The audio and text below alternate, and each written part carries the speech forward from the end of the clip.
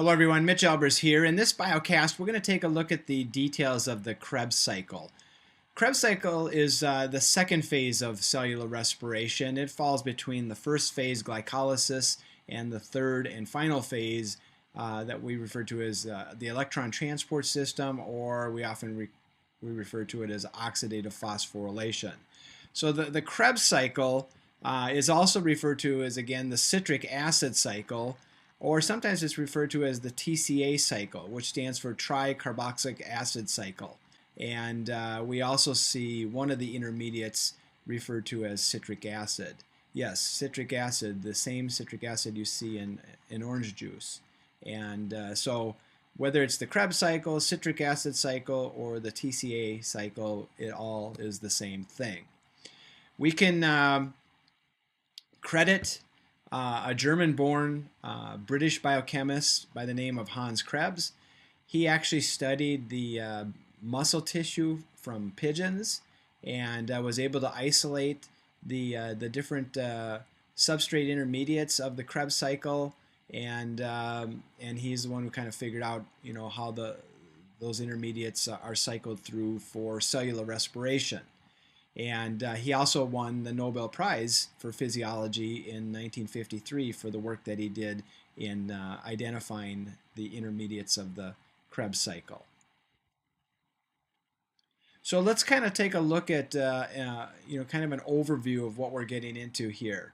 We just finished our discussions on pyruvate oxidation, and then previous to that we talked about glycolysis. So we can see here that at the end of glycolysis, we produce our two 3-carbon pyruvic acid molecules. So these gray spheres here just represent the carbons in the pyruvates. And through pyruvate oxidation, we oxidize the pyruvates by removing carbon dioxide. We removed a couple of hydrogens and reduced NAD plus into NADH, which then goes to the electron transport system. And then we saw the action of our coenzyme A coming in here, combining with our 2-carbon molecule called acetyl, and we end up producing then our acetyl coenzyme A. And the role, again, of the coenzyme A is simply to act as a shuttle. Its job is to deliver the 2-carbon acetyl into the citric acid cycle or the Krebs cycle. Okay, so and that's exactly what we're going to see happening here. Is the acetyl-CoA comes in, the coenzyme A drops off the 2-carbon acetyl and then strips away from the acetyl. And it, again, is going to act as a shuttle. So it can go back and be recycled to shuttle more acetyl molecules into the Krebs cycle. So it's not going into the cycle itself. And what happens here is that when we go through the Krebs cycle is that we're going to combine the 2-carbon acetyl with a 4-carbon molecule, which will yield a 6-carbon intermediate. And then as we kind of go through this cycle, we're going to see different intermediates get produced, and then eventually we're going to see some of those carbons removed in the form of carbon dioxide. And again, we saw carbon dioxide produced back in pyruvate oxidation, and we said that this was going to be waste. And the same goes for here, is the carbon dioxides that get produced during the Krebs cycle will be some of that waste as well. And remember, overall, for cellular respiration, we have to produce 6 carbon dioxides total. Okay, we produce 2 carbon dioxides during pyruvate oxidation, and that means that we're going to have to produce 4 carbon dioxides here in the Krebs cycle. So as we go around the Krebs cycle, then once we remove some carbon dioxides, we're then going to be down to 5 carbon, and then eventually 4 carbon. And as we go through the cycle, the intermediate molecules will all be 4 carbon, and that's where our starting point is going to be. Okay, where we're going to combine a 2 carbon with a 4 carbon, and then that will produce a 6 carbon. And we'll see the details how that works out here in just a moment. The other thing that we're going to be doing is we're going to be stripping hydrogens off of those intermediates by reducing NAD plus into NADHs. Okay, those NADHs, just like the NADHs that we saw out of pyruvate oxidation and glycolysis, are transferring those high energy electrons from the original glucose molecule now to the electron transport system. We also produce ATP, and the way that this ATP is produced is through substrate level phosphorylation.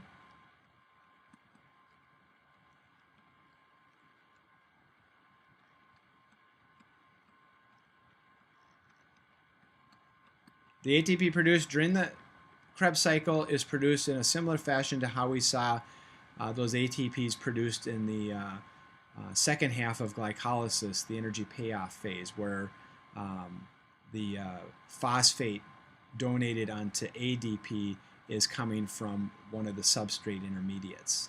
Therefore, we call it substrate level phosphorylation.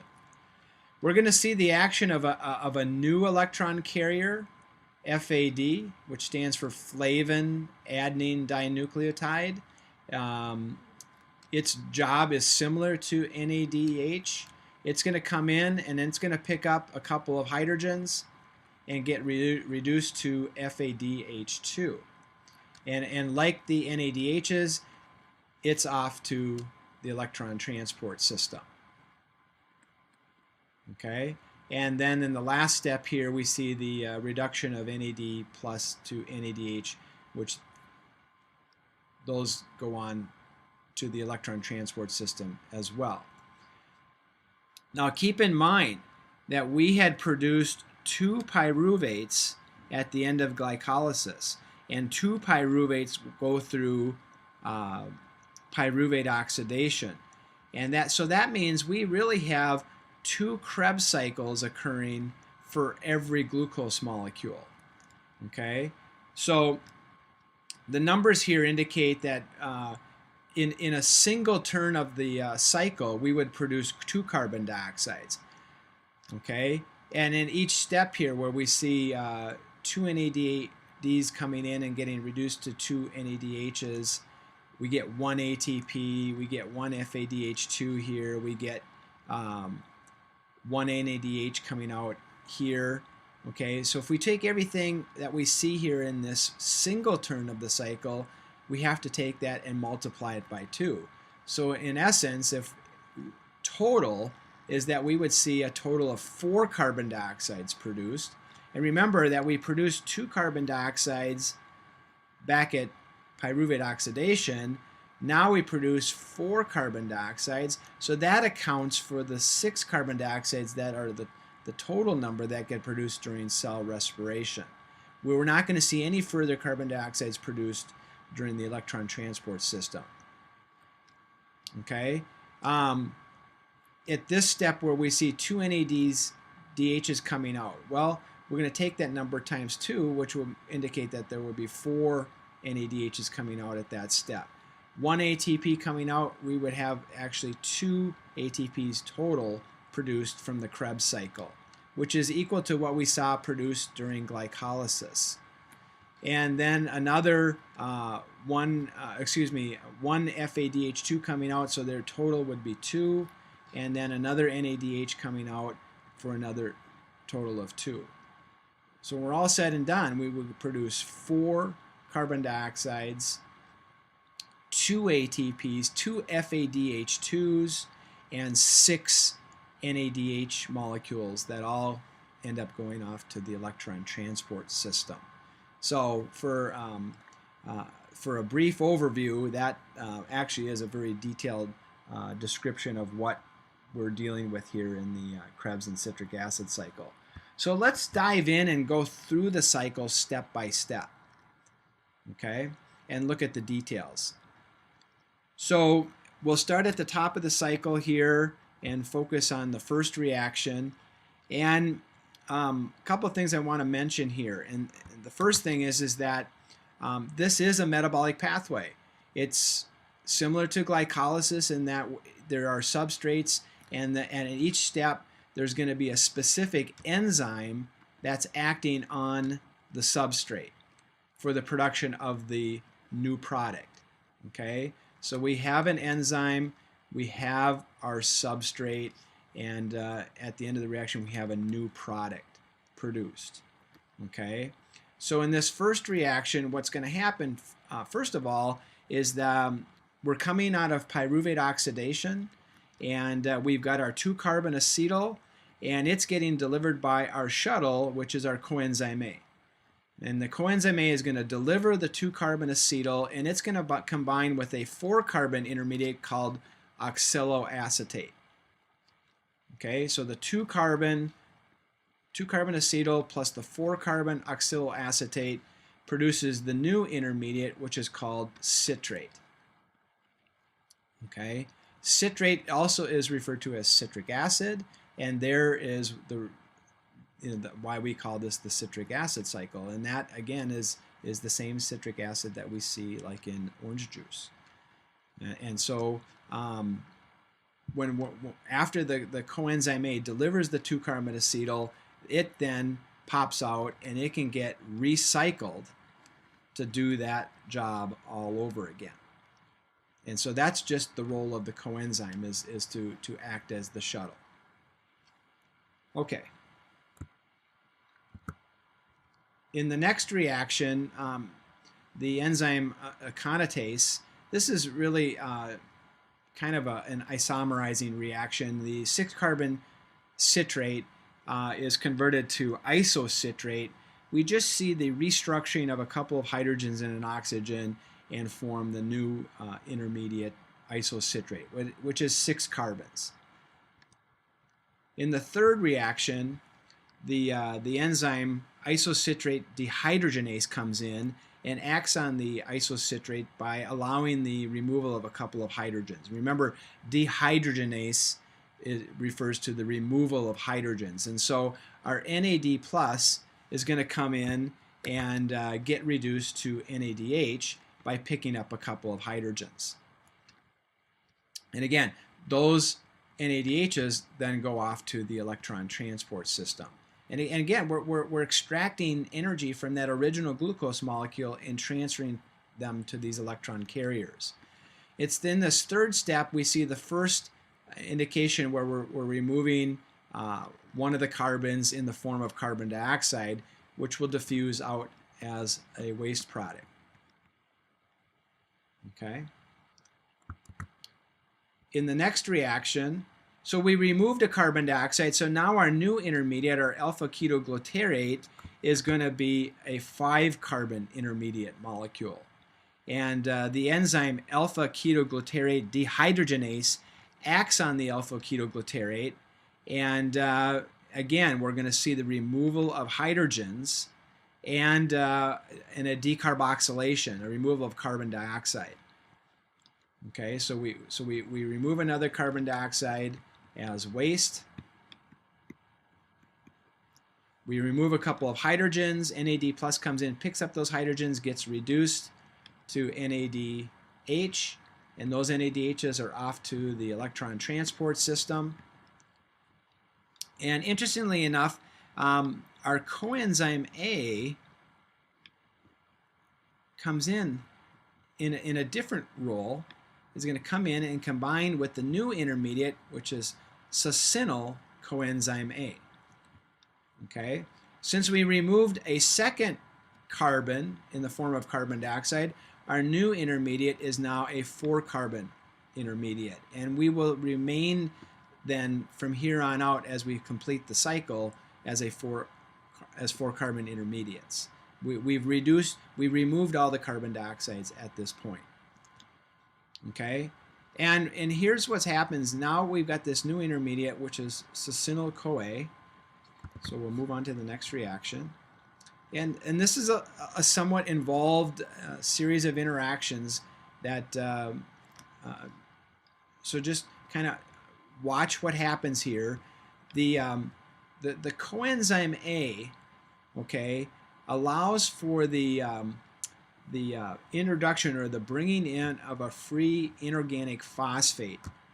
And so we see this inorganic phosphate coming into the reaction at step 5, okay, and temporarily it, through the action of succinyl coenzyme A synthase, that's the enzyme, succinyl CoA synthase, this phosphate comes in temporarily, binds to the substrate, and then that phosphate gets donated on. So the phosphate gets donated to GDP, which is a close relative of ADP. Guanosine, remember, guanosine is just one of those nitrogenous bases that's a close relative to adenine. Okay, so this is something that we kind of got to get used to, is we're going to see a little energy coupling going on here between GDP and then eventually ATP. So the guanosine diphosphate gets produced to guanosine triphosphate. Guanosine triphosphate then donates that phosphate onto ADP. ADP then picks up that phosphate and produces ATP. So it's just a coupling reaction. Now, a lot of textbooks would just leave this out, but for a lot of you that are going to go on to physiology, pathophysiology, microbiology, you're going to see some examples, further examples of these energy coupling reactions that I think it's good that your textbook included them. Once the phosphate has been transferred to GDP, the coenzyme A leaves the substrate. Okay, and it can simply be recycled to keep doing this process in the Krebs cycle over and over again. So we're then left with the new intermediate, and again, this is a 4-carbon intermediate, which is called succinate. That's the new end product of this step 5, in addition to the ATP that was synthesized. All right, so in the next reaction, we'll see the succinate converted to the 4-carbon intermediate called fumarate by the action of succinate dehydrogenase. And again, dehydrogenase, we're going to remove some hydrogens, and our new coenzyme FAD is going to come in and pick up 2 hydrogens and get reduced to FADH2. Okay, so this is the reduced form of that electron carrier. This is the oxidized form. The FADH2s are off to the electron transport system, just like the NADHs that have been produced so far. And once we're done with the reduction of FADH2, we're ready for the next step. In step 7, we see the conversion of the 4-carbon fumarate into the 4-carbon product of malate. Okay, so again, we haven't changed anything in terms of the carbon number. We're going to stay at 4 carbons. And fumarase simply allows the bringing in of a couple of hydrogens and an oxygen. So you see water coming in here and forming the new intermediate called malate. In the last reaction, step 8, malate dehydrogenase is an enzyme that acts on the malate to allow for the removal of 2 hydrogens, and those 2 hydrogens then are picked up by NAD+ and get reduced to NADH. NADH then is off to the electron transport system, just like all of the electron carriers that have been produced. And at the end, we're then back to our 4-carbon oxaloacetate, which is, we're right back to our starting point. And the Krebs cycle is a cycle. So we end up where we started when we're doing a cycle.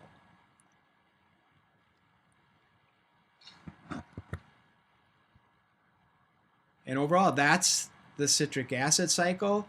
And so keep in mind that there are 2 acetyls that are produced at the end of pyruvate oxidation. Okay, so what we've looked at so far is what happens with a single turn of the citric acid cycle. In essence, we have to remember that everything that happens here is double time, that there are two citric acid cycles occurring simultaneously at the same time. Okay, so in terms of production, we will end up producing 2 carbon dioxides at that step, 2 NADHs, another pair of carbon dioxides, another pair of NADHs. We get the production of 2 ATPs. I'm just looking at everything as far as outputs, 2 FADH2s, and another 2 NADHs at this step. Okay, so when we're all said and done, we produce 4 carbon dioxides. We produce 2, 4, 6 NADHs. We produce 2 FADH2s.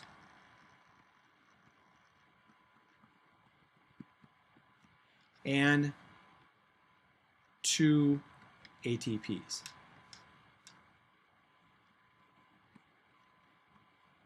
And again, the ATPs that were produced during the Krebs cycle are produced via substrate level phosphorylation.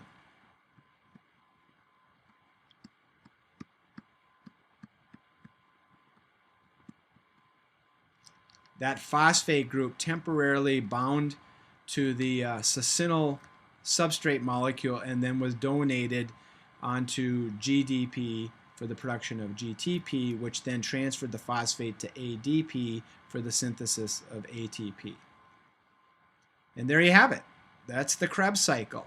And what's most important here, folks, to keep in mind is we produced a little bit of ATP energy, not a whole lot, another 2 ATPs like we did in glycolysis, but what we really have done is we've transferred the energy to our electron carriers, our NADHs and our FADH2 molecules.